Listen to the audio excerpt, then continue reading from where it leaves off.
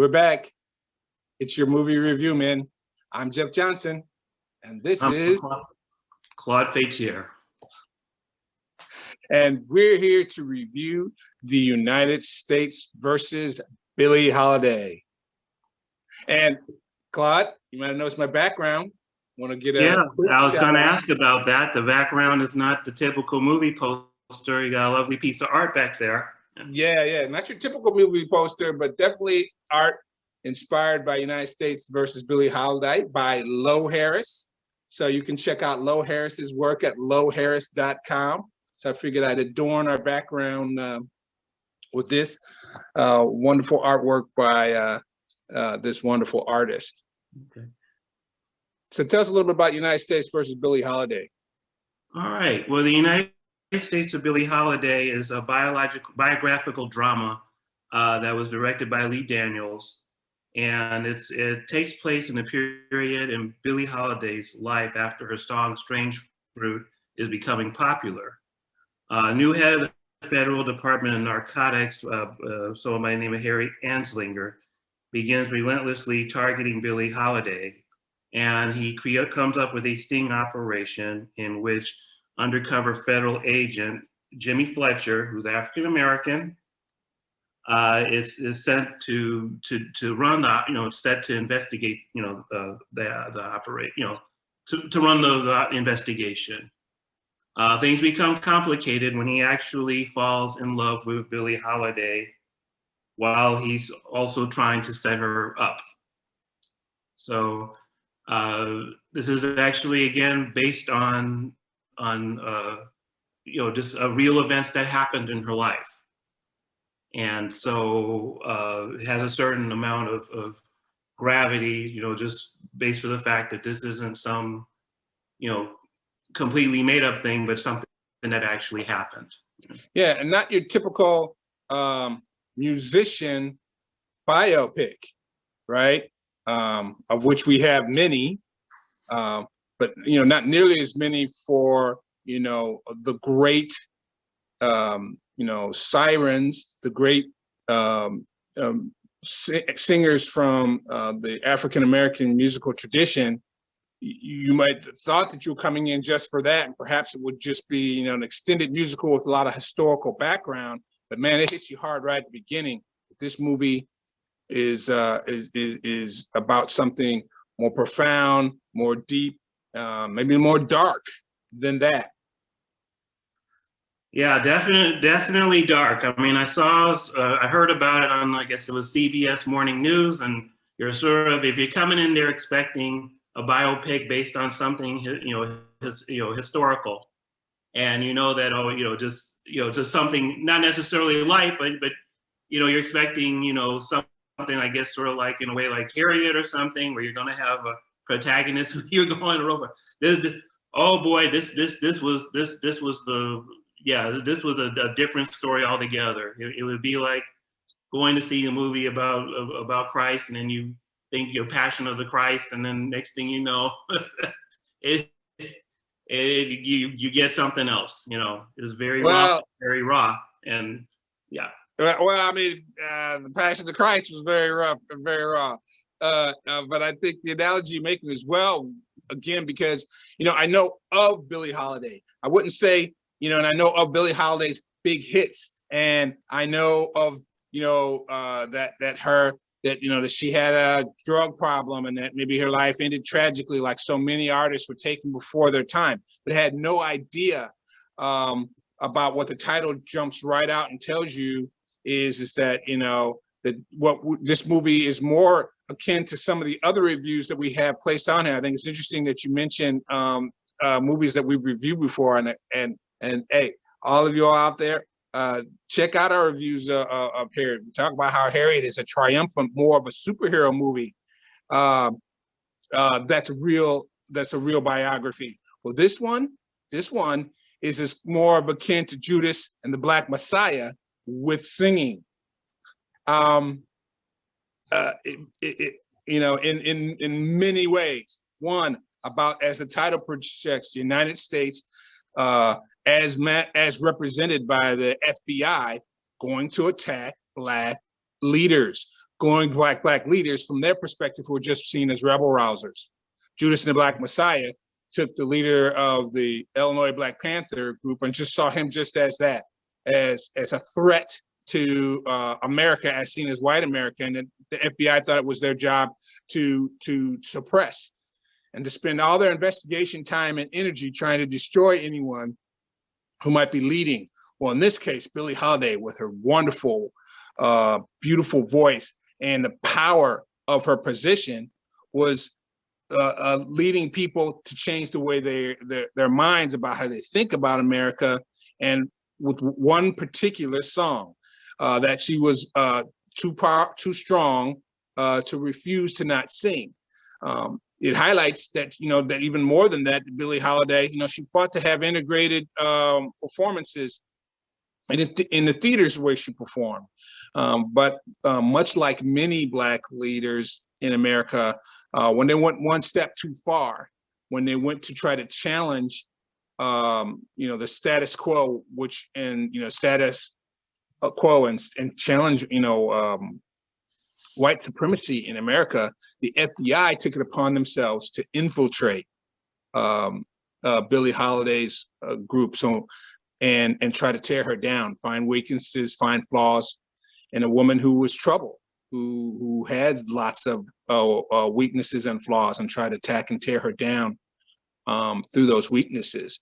And in a lot of ways, I see manifest even in this image here, where the lovely, the beautiful Billie Holiday singing about what would have otherwise been beautiful about the South, in the poem "Strange Fruit," which she in turn adopted into a song, talks about idyllic looking South, but really the ominous, the background as specified the FBI, trying to tear her down. And so it's much like Judas and the Black Messiah, because we're also given in this story a Judas character, a traitor. In fact, this movie gets other parallels to Judas and the Black Messiah is that the traitor character in this character we get more intimate with, very, very intimate. If we check our Judas and the Black Messiah review, Claude, you and I talked about that movie I thought was so powerful is because it gave us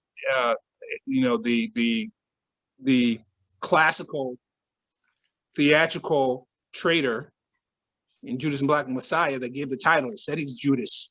So he's if you don't know your history, this dude's going to betray, our innocent hero.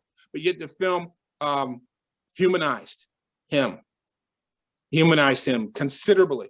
That put a challenge on you, the audience, to say, wow, this guy's, they didn't just make him just flat evil, and then all we have to do is just write him off as an evil person. Now you move to this movie, and we get really, really, really intimate, rated R intimate, ladies and gentlemen. Strong rated R. And going back to the whole idea, it's not even just Judas, is Judas's. Yes. So yes. You have a lot of her relationships where she's being betrayed, and yes. as you see these different relationships, the people who she's drawn to, she had just from this movie and then just from doing some reading, she was definitely drawn to probably like the worst guy that's in the room. And so a lot of this, the Judas, I mean, it comes from her proactively picking out, these guys to go out with, and we know that they're bad news. I mean, I'm sure, we know friends that they were like, okay, why are they with this person? Yes. Yes. And but that was just part of her, that was just part of her wiring. It's part of her wiring. And I think it's powerful, again, in a dark, a psychological drama way. Yeah. Discovering and unpacking how a person might be drawn to that. The movie takes time to explain how. That the explanation of her drug addiction is maybe the easiest part, right? Of what becomes a biopic and the psychological drama that the easiest part to understand is the drug addiction, and the even more complex, it goes further to say is how she's drawn to so many people who are toxic to her and who do in fact betray her. Men who are toxic and tragic and betray her, and a few women, but that you'll discover and uncover in the exploration of who's Billie Holiday. If you go into this like me, only knowing about the hits, you'll come to find that the hits are used dramatically and profoundly to unpack even some of her old blues songs she sings, where the blues songs include lyrics like, "I would accept my old man beating me around a bit." Okay? Yeah. The music cues in this movie were absolutely amazing. I mean, just the placement of music was very strategic, well planned, very well. I'm sorry, I didn't mean to interrupt your point. Go ahead. No, you're exactly right. And it makes you even look back at these songs and rethink them. Early on, Lee Daniels does an excellent job of taking these songs, these hits, these old juke joint songs, and you're getting down with them. You're like, yeah, they talk like that. They sing like that in those blues songs. I got a man, he's so fine, I'll let him whoop my behind. I'm making that up. But there are songs like that that were popular, but you're like, whoop my behind. Is that acceptable? Should I really be? I mean, it was a groove, it had a funky beat, and people did dance to it, and it was popular over these years. But then when you see how those songs are unpacked, have her singing them, and see how they manifest in her life, and how they were, she was actually living that life, that she was brought up expecting a certain amount of abuse in her life, and so the film follows that and unpacks that she's not even comfortable in a relationship with someone doing her right. Just a very profound exploration of a person, and not just accepting the superficial level of what a person like myself might have understood about Billie Holiday, was that she was just one of many other artists who did drugs and died too soon because of drug use. The film doesn't allow you to just look away, right? To listen to the great sounding music, look at the pretty woman on the album cover, and then go, oh, isn't it sad that she died of drugs? They're like, no, there's a much, much deeper story about her. There's a dramatic motion picture worthy story about the complex relationship between her and the United States of America, her and the United States of America as manifest by the FBI and the FBI traitor, the FBI infiltrator who was put in place to go after her. And all of this is true. You look at that and just say, wow, that, much like most history and biographies, when you take the time to read them, the truth is always stranger than fiction. And this is mighty true.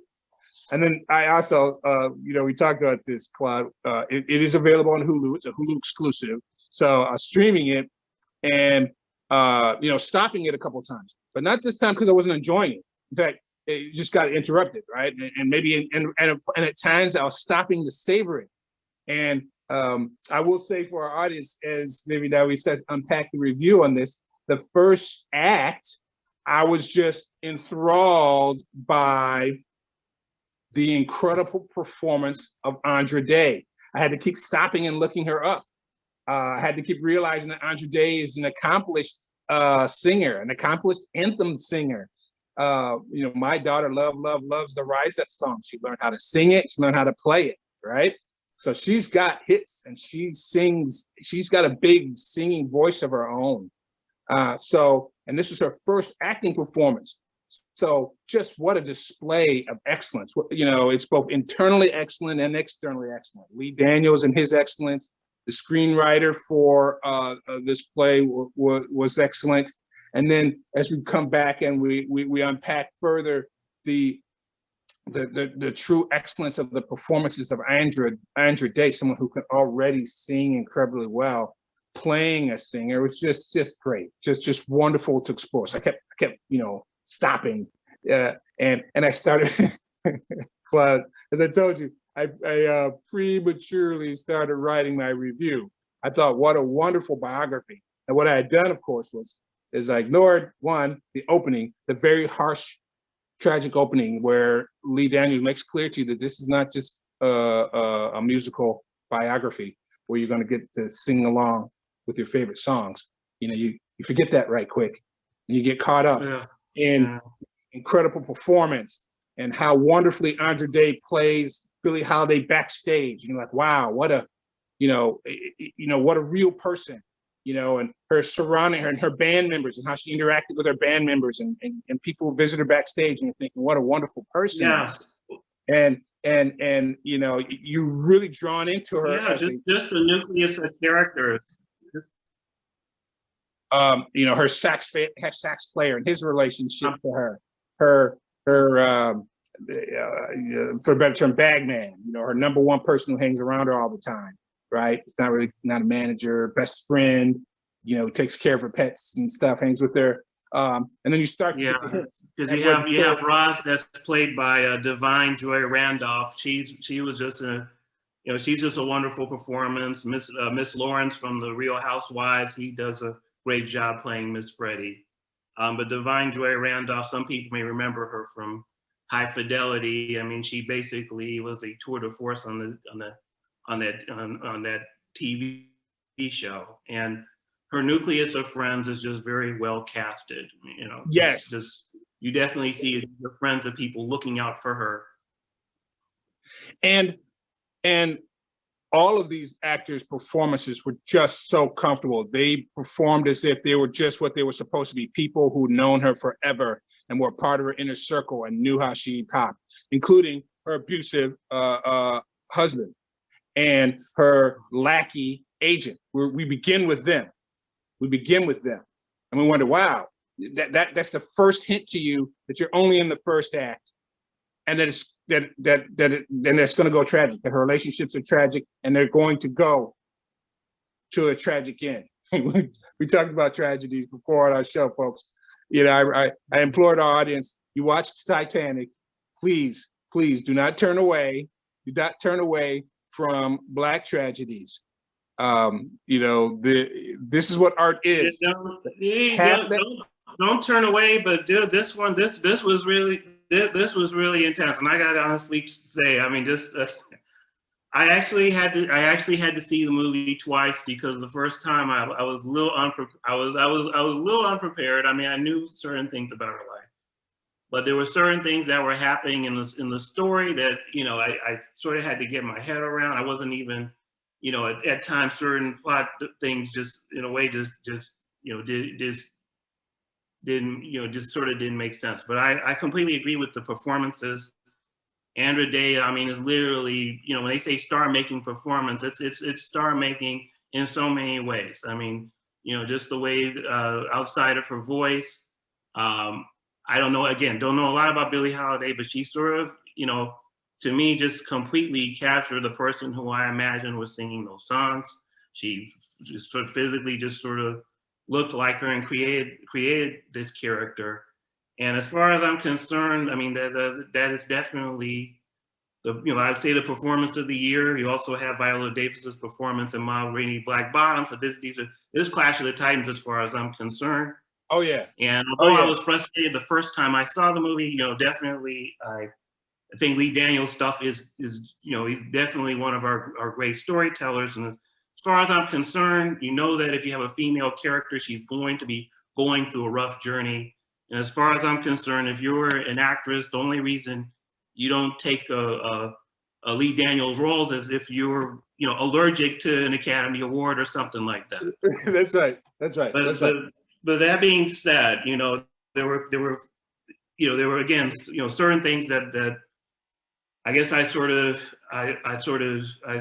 needed. Just when they're beginning the investigation, it's almost as if we were quickly showed that Mr. Ansler becomes the head of the department. But when they're talking about beginning the investigation, it seems like it's supposed to be about the song, and somebody says, "Oh, we can get her on drugs," and I'm like, well, if you're head of the drug division, I mean, shouldn't the drugs have been the concentration, and then the investigation of the song, afterwards? So it just seemed a little weird. But when I saw it a second time, because I literally was going to give it like 2 fists and a half. I had to round it up, you know, after I saw it the second time, because, you know, he did a lot of, you know, the plot it moved along better. I saw extra details, and there were things that he added into the scenes that just made it, you know, just helped convey the stories. Now, you know, going back to there were some things I also sort of questioned. I thought it was a good movie, and I was hoping I wanted this thing to sort of be like, you know, a landmark film. I mean, you can only go by what's, you know, definitely by what's there. And when they started the whole interview with what's the name of the character? Reginald Lord Divine, you know. Right. You come to find out it's a fictional character, and it's like, you know, it seems like the character is sort of like a bookmark to set up certain things that were happening in the story. And I found myself asking questions like, how did she come about with the song? What was the inspiration? What was the power of the song that was happening? And these are things that you probably need to fill in the blanks a little later on. The fact that you mentioned that the song was adapted from a poem, it was like, yeah, it was. They don't actually show this in the movie, but it was adapted by a poem called "Bitter Fruit" by Abel Mirapol, and he knew somebody at the Cafe Society. He wanted to try to make it into a music arrangement, and she worked with him to adapt it. But, you know, the information about the song, where it came from, that wasn't, they could have done that. Stuff was not there. Correct. The potential influence of the song, how was it, show how it was a danger, and, you know, that wasn't there. I'm assuming that, you know, just because the Cafe Society probably had left thinking people there. So seeing that she had access to, you know, probably intellectuals that were there, they mentioned somebody name dropped that Orson Welles and Marilyn were there, you know, Orson Welles and possibly Marilyn Monroe, who he dated Billie Holiday for a while. So, I mean, you know, they could have spent some time there, and they didn't. So you couldn't see how it was starting to actually cause a stir. Yes. How it was, in fact, firing people up, and they brushed very quickly over the impact of her integrating a theater. They said that she did it, which gave, you know, her credibility for wanting to do it, but they didn't really talk about the impacts of it. You know, whether it ever caused a stir, whether she got arrested for that or not, whether it show her refusing to do work at a place and getting thrown out of a place. The implications of that we didn't really discover. It chose more to dive deeper and deeper into her life and her problems and her life problems. Yeah, and then I mean, and it was a choice that he made. But I'm like, you know, I would definitely love to have seen more scenes where they're creating a song, or if they had a scene where she met with the poet and how did they compose the song. You know, that stuff I would have been cool with. But we get a lot of this, you know, Black drama stuff, and it escalates and escalates and escalates, and it's true to who she is. So I mean, it's like, okay, it was a decision that old boy made, but you know, it was. So let's pick that right back up about that point in just a minute.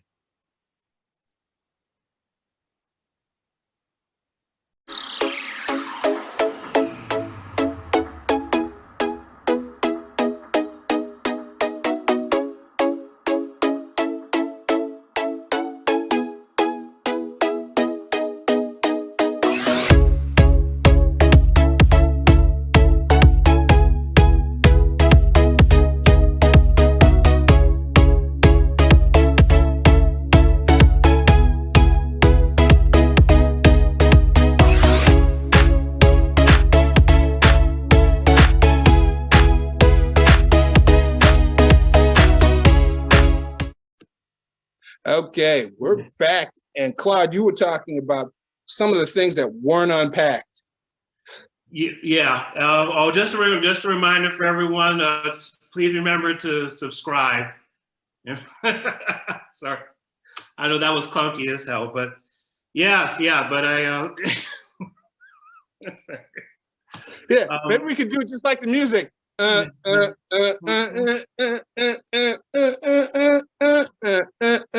comment, and subscribe now. Now. Please. Yes. If you want to join the conversation, that's what our show is. We like to talk about movies. We love movies, and we know you do too. Join the conversation. And speaking of that, Claude, you were saying that, the film didn't unpack things. It didn't unpack, even though they gave you a fictional character, Reginald Lord Devine, who was asking critical questions of the character, that was your opportunity to say, well, then ask some of the basic questions. Where did the poem come from? Who was the author? Who was the basis behind it? Then you said further about how, what was its impact? Show why the FBI was freaking out, because it really was powerful, and it was showing signs that it might, inspire a civil rights movement. Yeah, and exactly. And then, it was just just in terms of answering just the basic questions. I'm a plot, just speaking of myself, I am, for the most part, a plot-driven person. So there are certain questions that I'm looking for in terms of the story. And if the whole thing is going to be the investigation about, that was inspired by, this song, the origin of the song, I think it's important. And Abel Myra, he was a teacher. Apparently he wrote poems and he wrote songs, and he never, I could imagine a scene where they're talking together or something like that. And I'm not trying to, necessarily rewrite anything, but I could definitely see a scene where she's reading the poem and asking them questions like, well, have you ever been to the South? And then just the snappy repartee. If you've never been to the South, isn't it sort of, how are we able to tap into this, or this thing really moved me, or what? Just in terms of, I'm sure they could do a lot better, but just sort of, fill in some of the blanks. And he could also just have been a foil character, because apparently he was doing great with the, sort of like the royalties of this song and another song that he made. And that could be a foil for the contrast in terms of what happened to her. She performed the song, she takes all these body blows, in terms of this, and he, and which is something that happens to, just a lot of Black women in our society. This sort of becomes, this stuff that she goes through. Honestly, there could be bigger meanings beyond. Sure, it becomes just one more additional abuse in her life, right? Of how she, as a female, is being abused in her life, even in her profession, right? And yes, we've had many stories about how the music industry is abusive to their artists, but never one with such political impact, social and political and civil rights impacts as a story like this. Yeah, more could have been unpacked in that. And as I told you, that when I started writing after the first act, about what an incredible performance, how you're drawn into the actor. Andra Day, as you said, she just totally, just totally embodies the character of Billie Holiday. I don't know exactly what Billie Holiday's non-singing voice sounds like, but I completely believe Andra Day's version of it, because Andra Day's version of it, boy, it just sounded so natural. This raspy, smoky, cigarette smoke, and hard life raspiness in her voice was so embodied by Andra Day. Andra Day, the more she got onto the drugs and the smoking, and as she got older, her body started to get thin and deteriorate, and really you could tell that the actor had really gotten into that really gotten into changing her body to impact the stressors and the drugs and the road weariness that fell upon her. Even the changes in her lifestyle. She actually put on weight in prison and looked like she was getting a little bit healthier as she got off the drugs. It's just very, very well done.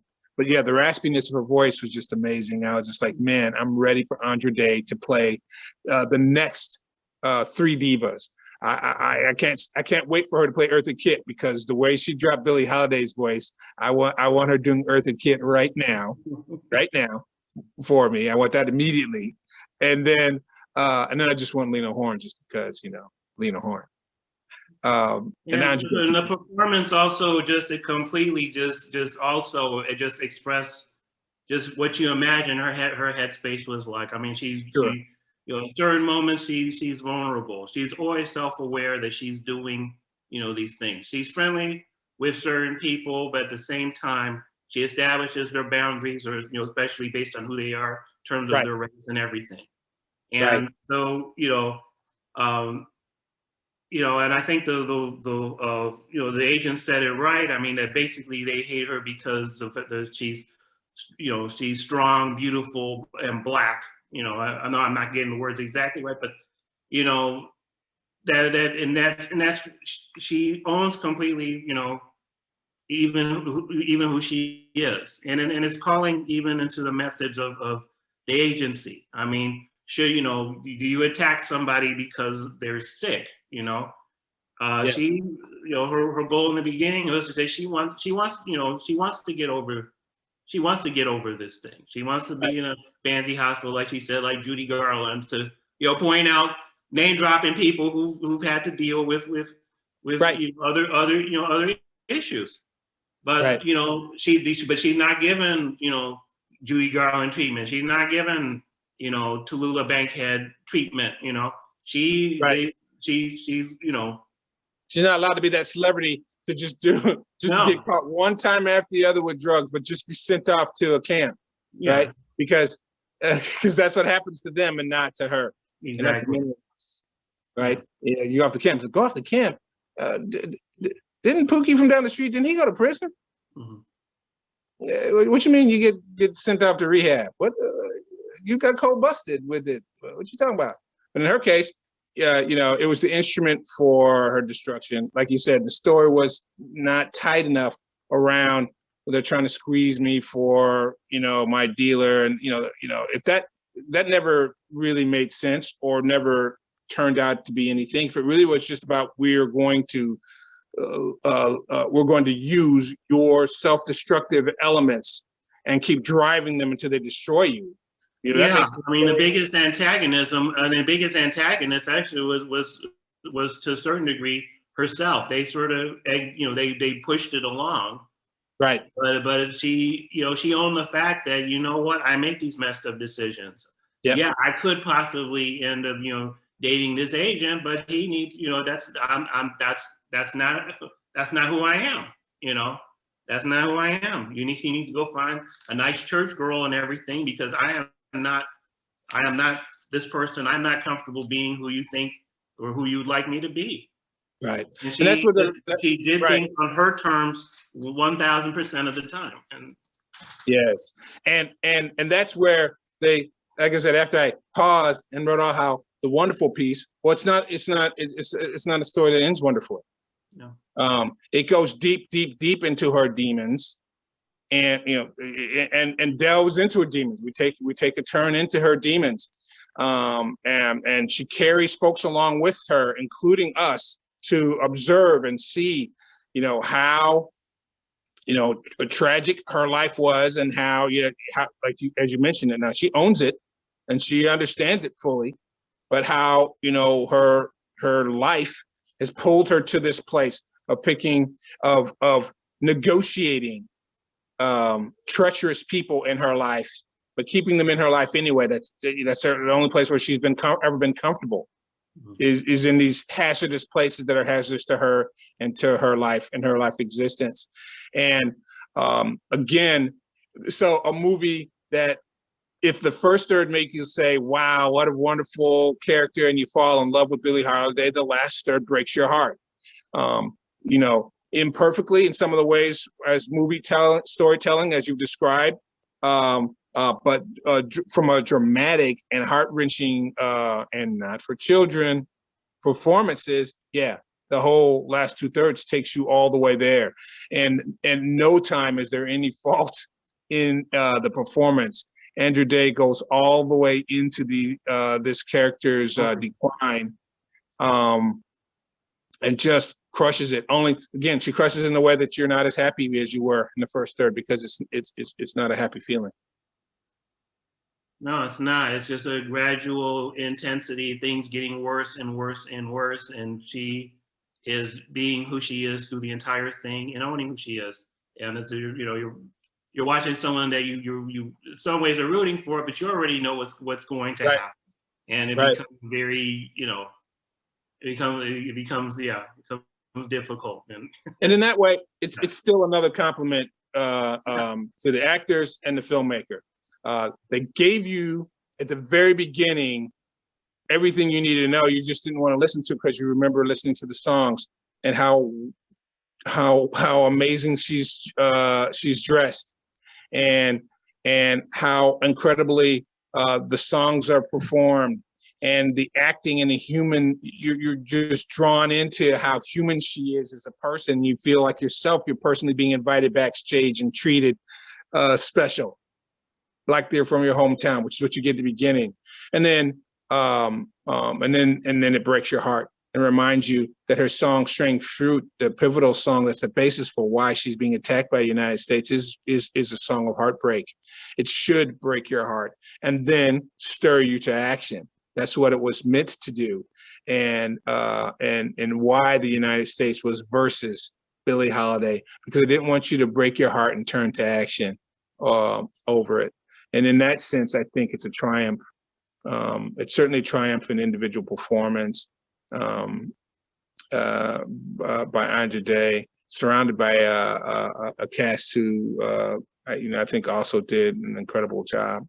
Yeah, we got Tyler James Williams, who, you know, he just still has a familiar face when everybody hates Chris, but he becomes a completely different person.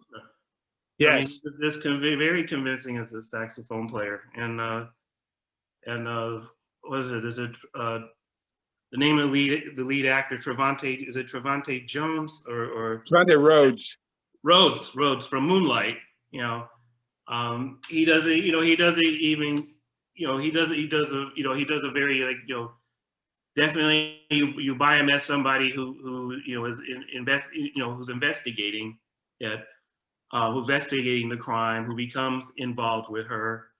And what's really interesting, I mean, even just dealing with him as an agent, I mean, there was a little bit of a nugget, and again, just, you know, his interaction with the other agents, it becomes a barometer in terms of what it's like for these people to infiltrate everything. Who is it? Evan Ross, who plays Agent Williams, I think.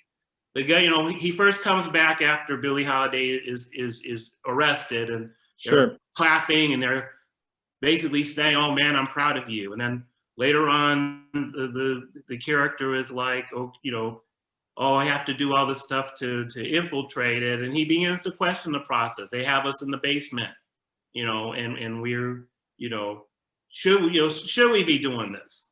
Right. And then later on, you know, when Agent Fletcher's on the outs and the guy's basically taking his position, and he's like, you know, this is what I have to do. I have a family to raise, which is the whole practical, you know, just him just in essence being practical, but you know, again, the story of these people who are infiltrating these leaders and wonderful people in our society. Sure. You know, what is it like to do that? So it offered a little, you know, nugget in terms of that, and his Agent Fletcher's, you know, conflict as he's becoming more involved. Even his mom was questioning, well, why are you doing this? You're betraying this one. Why, you know, so it's right. You know, there's a lot of different, you know, interesting layers to this movie. Absolutely. I mean, for him to have come this far, to accomplish this, you know, what kind of person would have even gotten to be an FBI agent like that, World War hero, and who, for an African American who came from wealth, and his mother's perspective was, son, step away from that. You know, it took all that just for you to be an FBI agent, and all they're going to do is make you into, you know, a person who's trying to take down other Black people.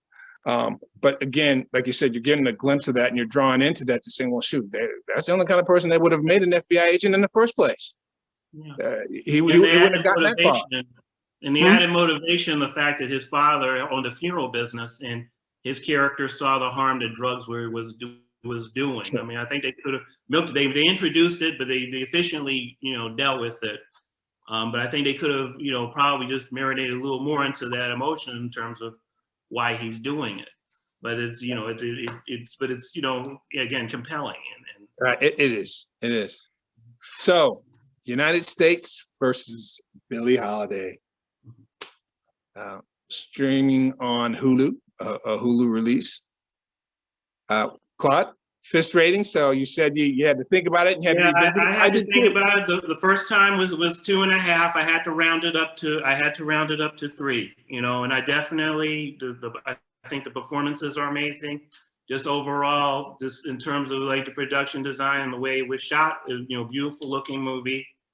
Only reservations I had were I had sort of like questions about certain parts of the plot, and I think stuff could have been, probably developed a little more. And just personally for me, it is a rough story. I think it sort of, in a way, got to the point where her dysfunction and self-destructive behaviors was taking attention away from the whole aspect of the song.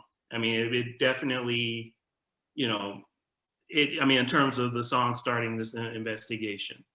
But it is truthful that this is who she was as a person. So, I accept it. So, parents, if you're seeing this with your teenagers, I would honestly say, yeah, don't do it. Teachers, stick with a documentary or something else if you're gonna go over this, because this, again, is Lee Daniels, and he will take it there. So. Yeah, and he does take you there. I'm with you. I give our 3 fists out of 4 for the incredible performances. Andra Day leading them, all the other actors along the way, all the performances I think are outstanding. You notice we didn't really pick on too many performances that came up on in the film, and just maybe some of the things that we wish we had have seen. And also, again, the same instruction for folks at home. Watch it all the way through before you talk to your kids about it. I watched the first third. And I was like, hey, my daughter loves Andra Day's song. I'm going to tell her how wonderful she is in the show. Because it's hard. She lives a hard life, and the film portrays it hard, both in the drug use and the sexuality. It's because she wasn't, it is a tragedy, and it really pulls, and as you mentioned, Lee Daniels takes us all the way there, in that she's never actually even able to be comfortable with lovemaking, and instead, it's very the nudity that's in there. All of it is tragic, right? All of it is hard and harsh. Not that, so not only is it, not for kids, but it's powerfully delivered. And as you mentioned, powerfully delivered in the story that's a tragedy. It's worth watching for that, of course, folks. But it's grown folk. It's grown folk. It's a grown folk movie, and it's a grown folk movie about. I think you'll walk away from that again, much like some of these great biopics. You'll want to learn more. You'll want to hear her music more. You'll want to listen to it in deep ways. You'll maybe look at some of the songs that were meant to be a different level of blues. She's taken blues to a whole nother level. And you'll maybe start to appreciate that. You'll want to just sit and listen to these blue notes in a new and powerful way. And in that sense, 3 out of 4 stars. So that's what we think. Let us know what you think. We're your movie review men. I'm Jeff Johnson. I'm Claude Fatier. And we'll be back next time. And come back and see us for our next review. And don't forget